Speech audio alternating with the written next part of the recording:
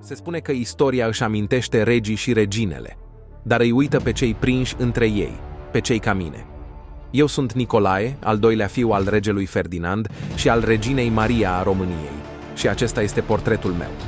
Lumea m-a cunoscut ca prinț, dar dincolo de acest titlu, eram doar un om care și-a dorit libertatea, dar s-a trezit prins între datoria regală, așteptările familiei și, în cele din urmă, o inimă frântă. M-am născut în anul 1903, în castelul Foișor de la Sinaia, sub numele de Nicolae de Hohenzollern, însă viața mi s-a sfârșit la Madrid. Astăzi am să-ți povestesc de ce. După naștere, am fost botezat de țarul Nicolae, al doilea al Rusiei, iar numele mi-a fost dat în cinstea lui. Am fost un copil rebel, hiperactiv și nesupus, dar iubit de toată lumea, în special de regele Carol I, cu care am petrecut foarte mult timp. Devenisem nepotul lui preferat. Unchiul Carol zâmbea rar, dar pentru mine avea un zâmbet aparte. Nicolae este într-adevăr ceva de necrezut, spunea. Mă lua cu el la plimbări lungi prin Sinaia și deseori aproape că îi stătea inima în loc, fiind obligat să ia parte la năzdrăvăniile mele. La final, își trăgea sufletul și zâmbetul îi apărea din nou pe față. În timpul vieții, mi-am amintit deseori momentele petrecute cu el în copilărie. Eram aproape imposibil de disciplinat. Reușeam să îi cuceresc pe cei care mă dojeneau pentru poznele mele, iar în final făceam tot ce voiam. Mama mă găsea foarte amuzant și de aceea, presupun, am devenit fiul ei preferat. Îmi amintesc frustrarea bunicii mele, ducesa de Coburg, când ne aflam în vizită la ea în Germania și afla că turnam apă în loc de combustibil în rezervorul mașinilor, care desigur încetau să funcționeze. Atunci spunea că aș merita să fiu biciuit. Cu toate acestea, nimeni niciodată nu reușea să mă pedepsească. Îmi amintesc și că atunci când voiam să-i obosesc pe îngrijitorii mei, înconjuram curtea interioară a castelului de la Langenburg pe bicicletă de nenumărate ori, fără să obosesc, până ajungeau la epuizare. În familie eram alintat, Nichi, și astfel m-au strigat apropiații toată viața. Am avut parte de o copilărie privilegiată și, deși recunosc că nu am fost un tânăr silitor, iar școala mă plictisea, am dezvoltat un simț al dreptății pe care fratele meu mai mare, Carol, nu îl împărtășea. Eram foarte diferiți, eu și Carol. România pe care am cunoscut-o în primii mei ani era o țară deopotrivă splendidă și zbuciumată. O țară în care tradiția și modernitatea se împleteau constant. Am văzut-o prin ochii mamei mele, Regina Maria, care nu doar că o iubea, ci o înțelegea în profunzime. Mama era sufletul acestei națiuni, mai mult decât un simbol regal. Pentru popor, ea era regina soldat, cea care mergea pe front, care alina răniți și îndura alături de țărani. Dar pentru noi, copiii ei, era mai mult decât un lider puternic. În timpul Marelui Război, în care România a intrat în 1916, o însoțeam pe mama peste tot, învățând de la ea ce înseamnă datoria și dedicarea. Ca regină, mama a întruchipat imaginea suveranei neînfricate, mereu prezentă la datorie, o forță neobosită care purta povara unui întreg regat pe umeri. Dar acasă, în cercul nostru intim, am cunoscut o altă latură a ei, una poate și mai puternică, aceea a unei mame care își dorea cu disperare ca fiecare dintre noi să își împlinească destinul măreț. Am crescut sub privirea ei vigilentă, copleșitoare uneori, dar întotdeauna plină de iubire. Visurile mamei erau mărețe pentru noi toți. Vedea în fiecare dintre copiii ei un instrument al viitorului României, un pion în jocul său politic și diplomatic. Carol trebuia să devină regele care să ducă mai departe viziunea ei, Elizabeta trebuia să strălucească pe tronul Greciei, Mignon să aducă România și Iugoslavia mai aproape una de cealaltă, iar eu trebuia să fiu cel care completează tabloul perfect al familiei regale. Dar visul meu era altul. Visam la o viață în care nu trebuia să mă conformez niciunei așteptări. Nu voiam să fiu un pion într-o strategie de putere. Îmi doream să zbor liber, să trăiesc după propriile mele reguli, departe de protocol și obligații. Familia mea mi-a oferit o viață plină de privilegii, prin simplul fapt că m-am născut în familia regală. Cu toate acestea, nu am avut vreodată putere reală și nici nu mi-am dorit-o. Fratele meu mai mare, Carol, a fost mereu destinat tronului, iar surorile mele, Elisabeta, Mignon și Ileana, și-au găsit fiecare propriul loc. Eu eram altfel. Eram băiatul plin de farmec al familiei, cel care iubea viteza, aventura și libertatea. Găseam bucurie în mașinile rapide și avioane, în vuietul motoarelor care îmi însuflețeau spiritul cum niciun palat nu o putea face. Dar această pasiune a devenit prima mare controversă din viața mea. Cum să-i spui unei regine englezoaice care a dus greutatea războiului, a întregirii României și a unei căsnicii nefericite pe umerii ei, de dragul țării, propriei tale mame, că tu visezi la o viață fără coroane și responsabilități? Ea nu ar fi înțeles niciodată. Și poate că asta a fost drama noastră comună. Două inimi la fel de aprinse, dar îndreptate spre orizonturi diferite. Încă de când eram copil, părinții mei și-au dat seama că nu voi fi vreodată un intelectual.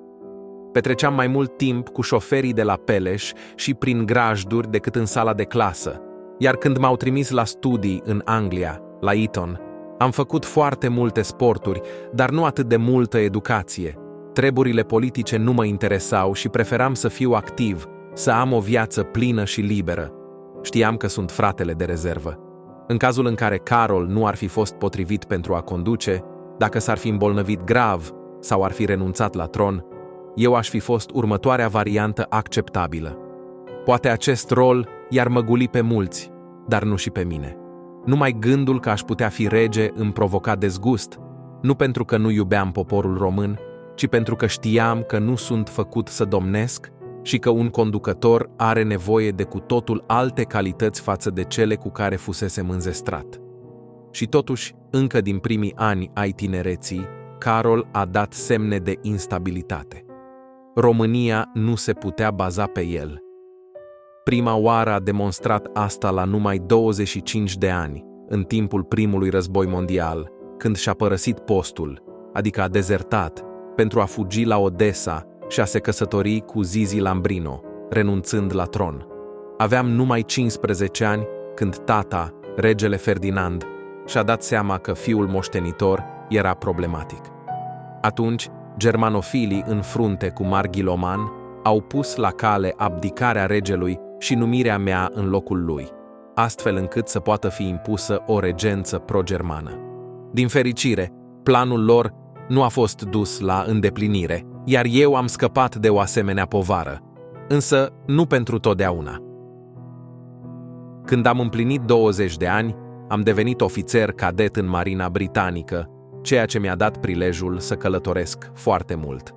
De fiecare dată când îi trimiteam scrisori mamei, mă aflam în altă parte a continentului, fie în Malta, fie la Smirna sau Constantinopol.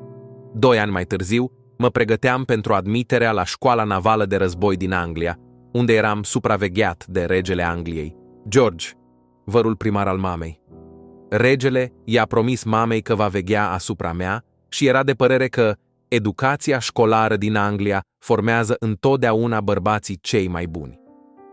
Mama era de acord, iar în timp se pare că eu am moștenit cele mai multe dintre moravurile ei engleze. Spunea despre mine că sunt cel mai englez dintre copiii ei, dar că puteam deveni orice și că în firea mea erau și binele și răul. Avea dreptate. Aveam și un temperament neîmblânzit, coleric. Mă aprindeam repede și eram exploziv, iar conflictele cu fratele meu, Carol, ajungeau deseori pe muchie de cuțit.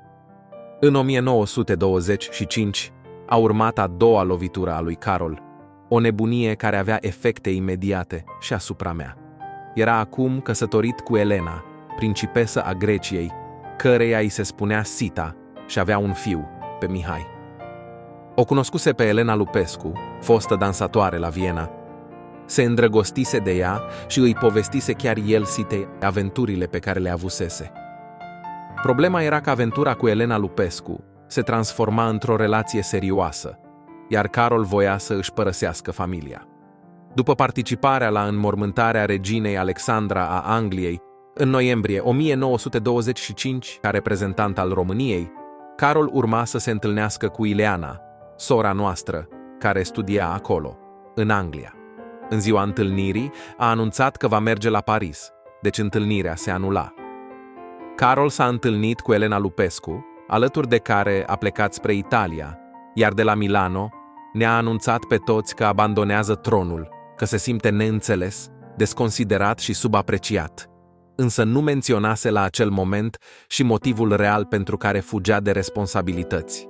Părinții mei nu au avut de ales. Tata a convocat o ședință la Sinaia pentru a prezenta declarația oficială de abdicare a lui Carol și planul regenței care urma să fie pus în aplicare în cazul morții lui. Regența urma să fie formată din persoana mea, patriarhul Miron Cristea și președintele Curții Supreme, Gheorghe Buzdugan. Astfel a început criza dinastică. Mihai, nepotul meu, care era doar un copil, a luat locul tatălui său la succesiune. Chiar și mama, femeia care mă cunoștea cel mai bine, a susținut ideea ca eu să devin rege pentru o vreme. Ea vedea în mine o soluție temporară, dar nu putea să înțeleagă că pentru mine ideea de a conduce nu aducea nicio satisfacție. Era un vis îngrozitor, o viață în care mă simțeam prins, fără scăpare. M-am văzut nevoit să accept rolul de regent pentru Mihai, nepotul meu. După moartea tatălui meu din 1927, mi-am asumat poziția și am încercat să îmi îndeplinesc responsabilitățile cât mai bine cu putință, dată fiind poziția mea de tânăr, la numai 24 de ani, cu gândul la libertate și o viață normală. De asemenea, din acest moment a trebuit să renunț la cariera din Marina Britanică, ceea ce mi-a displăcut enorm. Timp de 3 ani am purtat această povară pe umeri, dar inima mea nu era niciodată acolo. În fiecare zi în care îmi asumam rolul de regent, simțeam că pierd o parte din mine. Deciziile de stat, intrigile politice, presiunea constantă a publicului, toate acestea erau contrare naturii mele. Eu eram omul aventurii, al vieții trăite cu pasiune, nu al conducerii calculate și al compromisurilor politice.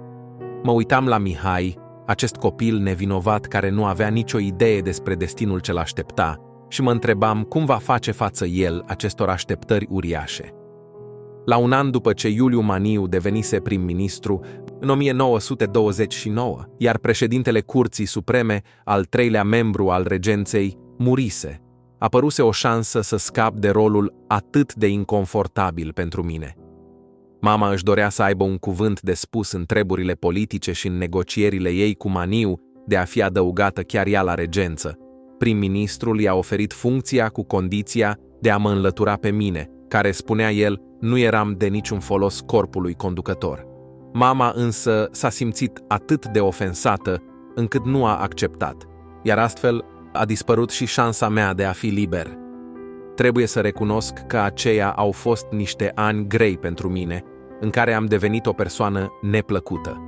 Astfel se poate transforma un om atunci când este forțat să ia parte la responsabilități uriașe, complet nepotrivite pentru el.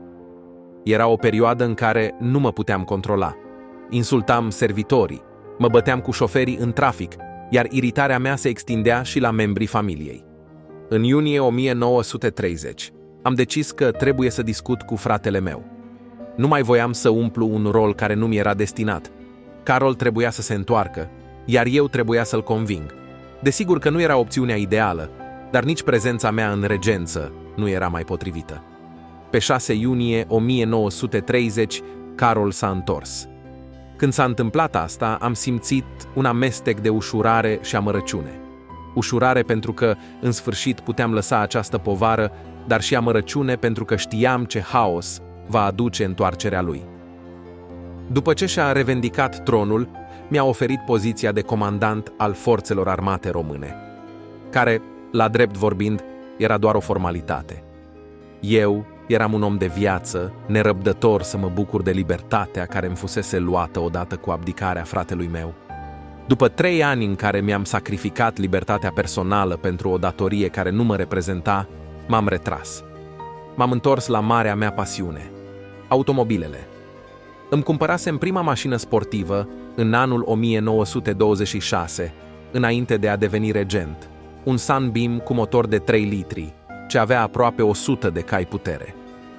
Participam la evenimente auto, la raliuri, schiam, pilotam avioane și țineam legătura cu oameni care îmi împărtășeau pasiunile. Ar părea că mă interesau numai distracțiile, dar nu era chiar așa.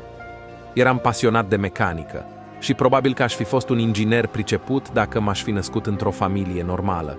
Pe atunci se organizau curse de coastă în România. În 1927 am participat la cursa de coastă Feleac, din Cluj, la proba de viteză, iar în anii care au urmat am continuat să particip la curse atât în România, cât și în alte țări europene, câștigând câteva premii importante. Imediat după întoarcerea lui Carol în România, uneori participam împreună la aceste curse. Însă, buna noastră relație a durat puțin. La unul dintre evenimentele la care luam parte, am cunoscut-o pe cea pe care aveam să o iubesc toată viața. Ioana Dumitrescu era fiica lui Iorgu Dumitrescu din Tohani, un proprietar de pământuri din zona Buzăului. La momentul la care ne-am cunoscut, era căsătorită cu Sauciuc Săveanu, fiul unui om politic al vremurilor. Ne-am îndrăgostit și petreceam din ce în ce mai mult timp împreună. Într-una din zile, după un dejun pe care îl lua cu soțul ei la Automobil Club, la plecare, Ioana s-a urcat în mașina mea în loc să meargă cu el, fapt care a stârnit un mare scandal. Săveanu a urcat imediat în automobilul lui și ne-a urmărit.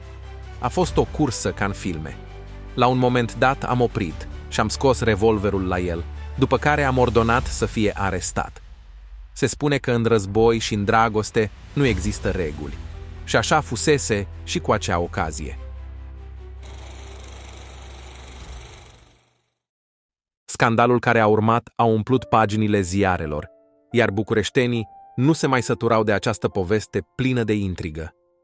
Dar ceea ce părea a fi doar o aventură a fost ceva mult mai serios decât și-ar fi putut închipui cineva, inclusiv mama. Aveam multe defecte, dar îmi țineam promisiunile și eram drept. Îi promisesem Ioanei că ne vom căsători și așa am făcut. După incidentul în care a fost implicat și soțul ei, acesta a cerut divorțul, care a fost acceptat fără a sta pe gânduri. A cerut însă și o recompensă, așa că a fost numit consul și trimis la Bruxelles. După divorț, Ioana și-a schimbat numele în Doleti. Ca în cazul lui Carol, Constituția română nu îmi permitea să iau în căsătorie o femeie simplă, o supusă din popor. Totuși, Carol mi-a promis că de îndată ce va deveni rege, mă va ajuta să duc la bun sfârșit această căsătorie. Avea și el agenda proprie. Interesul lui era să fie aprobată de Parlament o lege care să permită căsătoriile morganatice, astfel încât și el să poată să o ia în căsătorie pe Elena Lupescu, lucru pe care până atunci nu putuse să-l facă. Carol a decis să testeze terenul. Strategia lui era să facă un experiment. Dacă România ar fi refuzat, avea motivul perfect să mă scoată din țară. Dacă ar fi acceptat, își rezolva și propria problemă. Pune-mă în fața faptului împlinit, îmi spuse Carol în 1931. Zis și făcut. Eu și Ioana am devenit soț și soție pe 28 octombrie în 1931, la Tohani, după care ne-am retras într-un mic sat. La întoarcerea în București am anunțat că ne-am căsătorit în secret. Carol mi-a retras gradul militar și a declarat că îmi pierdusem drepturile de membru al Casei Regale și de cetățean al României. Mama, Regina Maria, dar și toți ceilalți știau că era un act de ipocrizie, având în vedere felul în care trăia chiar el cu aleasa lui. Chiar mama a spus într-o zi, trăind în felul acesta, Carol nu se poate aștepta ca Nichi să-l respecte. Avea dreptate. Nu aveam niciun respect pentru fratele meu, acest fățarnic ce își urmărea numai interesul propriu. Cu toate că fusesem fiul preferat al mamei mele în trecut, pierdusem teren și în relația cu ea. Nu aproba căsătoria mea, spunea că Ioana Doleti este inacceptabilă pentru mine, că îmi năruie idealurile și că vrea numai bani. Am pus chiar eu la îndoială sinceritatea sentimentelor soției mele când brusc a devenit pasionată de antichități, obiecte care îi aparținuseră lui Napoleon, de lucruri extrem de scumpe și de piese de muzeu, pe care trebuia desigur să le cumpăr ca să-i fac pe plac. Însă soția mea a rămas alături de mine până la capăt, în ciuda dificultăților pe care le-am întâmpinat de-a lungul vieții. Actul căsătoriei noastre a fost depus la București. Argetoianu însuși l-a primit de la primarul din Tohani, care fusese dus cu forța în fața lui la miezul nopții. Umbla vorba că primarul a fost bătut, iar actul rupt. Actul a fost cu siguranță rupt, dar zvonurile legate de violența asupra primarului nu erau adevărate. Norocul meu fusese că păstrasem o copie a actului de căsătorie. Așadar, puteam să demonstrez că oficierea a avut loc. A urmat un alt scandal, iar eu și Carol am avut o întrevedere violentă. Mă încurajase să mă căsătoresc, iar acum îmi reproșa tocmai acest pas. Acum îmi refuza aprobarea de care aveam nevoie. S-a încercat desfacerea căsătoriei, iar eu și soția mea am părăsit țara.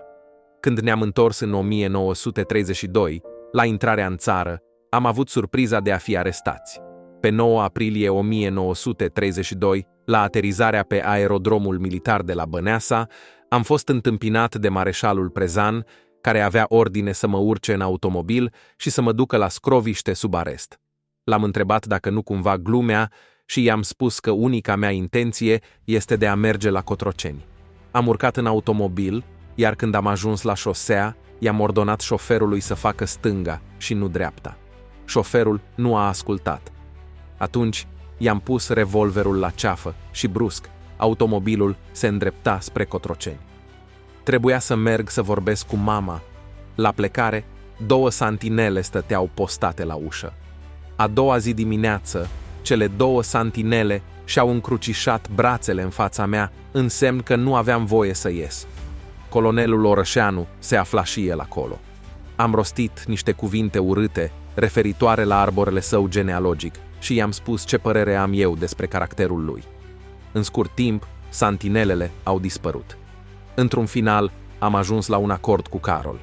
Mă elibera cu condiția să plec în străinătate un an, timp în care să mă gândesc mai bine la anularea căsătoriei, să nu mă prezint nicăieri cu Ioana ca soția mea și să fiu însoțit de un ofițer general desemnat de el. Am acceptat toate condițiile, dar nu am respectat niciuna. M-am întors în România în ianuarie 1934, la festivitățile semicentenarului Castelului Peleș, iar apoi m-am mai întâlnit cu Carol la funeraliile regelui Alexandru al Iugoslaviei, soțul surorii mele, Minio. A trecut mai mult de un an până când am revenit în România în 1935 să-mi vizitez familia. 2 ani mai târziu, în 1937, fratele meu m-a forțat să accept excluderea permanentă din Casa Regală a României, pe motiv că nu doream anularea permanentă a căsătoriei și că aduceam prejudicii prestigiului dinastic. Pe 9 aprilie 1937 am răspuns afirmativ regelui printr-o scrisoare. Îi spuneam că intenționez să refac căsătoria anulată și că accept consecințele. Cu acest prilej am pierdut numele de Hohenzollern. Din acea zi m-am numit Nicolae Brana. Poate vă întrebați cum îmi asiguram traiul acum că regele nu mi mai oferea ajutor financiar. Am apelat la prințul Știrbei, care m-a ajutat. Locuia acum în Elveția, dar la rugămințile mele și ale mamei mi-a oferit ajutorul de care aveam nevoie. Până la moartea mamei din 1938, ea mă vizita ori de câte ori călătorea în afara României, însă refuza să o vadă pe soția mea. În ochii mamei, Ioana era aceeași sugativă de bani și de onoare. Înainte de plecarea ei din această lume, a acceptat să o vizităm și a iertat-o pe soția mea, care a recunoscut că s-a purtat urât cu regina. La funeraliile mamei, Carol a mers singur în spatele sicriului, urmat de prințul Friedrich de Hohenzollern-Sigmaringen, principele moștenitor Mihai, ducele de Kent și apoi de mine. Fusesem trecut în program ca fiind al doilea fiu al reginei Maria, fără niciun nume. Totuși, când ne îndreptam spre biserică, Eu și Carol, doi frați care nu se iubeau, plângeam amândoi.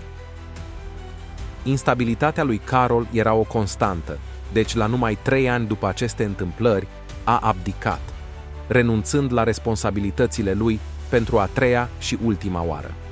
După abdicarea lui din 1940, m-am adresat mareșalului Antonescu. Îmi doream să mă întorc în România, iar Carol nu îmi mai stătea în cale. Mareșalul a acceptat, iar 2 ani mai târziu, în 1942, mi-a autorizat reluarea numelui Nicolae de Hohenzollern. Al doilea război mondial a adus poporului român foarte multe suferințe, dar de data aceasta, țara nu mai avea o regină care să pună presiune pe oamenii politici, nici un rege loial care să își calce pe inimă pentru idealurile românești. Comuniștii câștigau teren și întreaga țară simțea cum îi fuge pământul de sub picioare. M-am oferit să duc tratativele pentru scoaterea României din războiul alături de Axă, însă Iuliu Maniu nu mi-a acceptat propunerea. Lucrurile erau tragice. Noul rege, Mihai, împreună cu mama lui, regina mamă Elena și mareșalul Antonescu, trăgeau în direcții diferite, iar apoi a urmat calvarul pe care îl cunoașteți cu toții. Odată cu preluarea puterii de către comuniști, am fost silit să iau drumul exilului definitiv. Exilul a fost dureros, dar m-a eliberat într-un fel. Ioana mi-a fost alături mereu, dar umbra decăderii mele mă urmărea pretutindeni. Am devenit un prinț doar cu numele, forțat să privesc de la distanță cum România se scufunda în haos politic și război.